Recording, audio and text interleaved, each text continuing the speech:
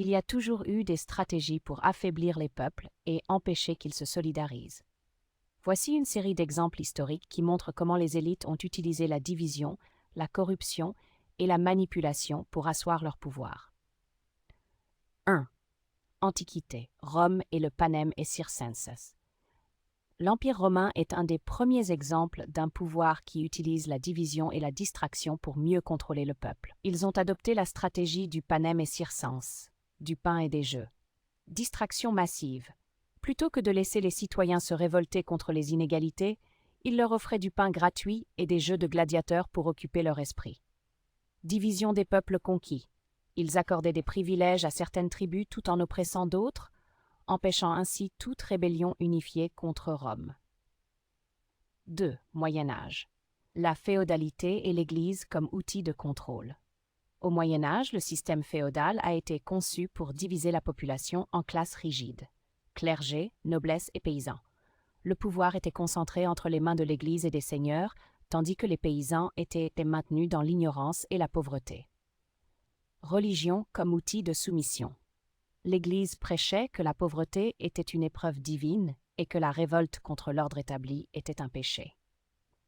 Inquisition et chasse aux hérétiques, ceux qui pensaient autrement ou qui cherchaient à éclairer le peuple, et que ceux, les cathares, les templiers, étaient exterminés.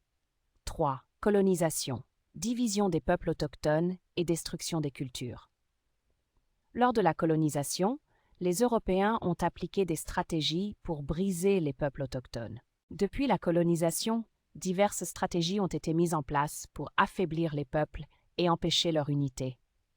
Les Premières Nations ont été exposées à l'alcool, une substance inconnue dans leur culture, ce qui a fragilisé leur résistance, tandis que l'Église, par la christianisation forcée, arrachait les enfants à leurs familles pour les enfermer dans des pensionnats, brisant ainsi leur identité culturelle. Les colons, en favorisant certains groupes autochtones avec des armes et des privilèges, ont instauré une division interne qui empêchait toute révolte unifiée. Plus tard, avec la révolution industrielle, l'exploitation de la classe ouvrière s'est intensifiée à travers des conditions de travail inhumaines, des salaires misérables et une division entre travailleurs selon leur nationalité et leur sexe, empêchant toute solidarité. Les tentatives de syndicalisation étaient systématiquement infiltrées ou réprimées par l'État. Au XXe siècle, la guerre froide a instauré une nouvelle forme de contrôle, opposant le capitalisme et le communisme, pour forcer les nations à choisir un camp, tandis que la propagande médiatique et des expériences secrètes comme le programme MK-Ultra cherchaient à manipuler et conditionner les populations. Aujourd'hui, le contrôle se fait de manière plus insidieuse par la dépendance technologique, la surveillance massive et la polarisation des opinions à travers les réseaux sociaux, empêchant une véritable unité populaire. Les crises manufacturées, qu'elles soient sanitaires ou économiques, servent de prétexte pour restreindre les libertés et renforcer le contrôle gouvernemental.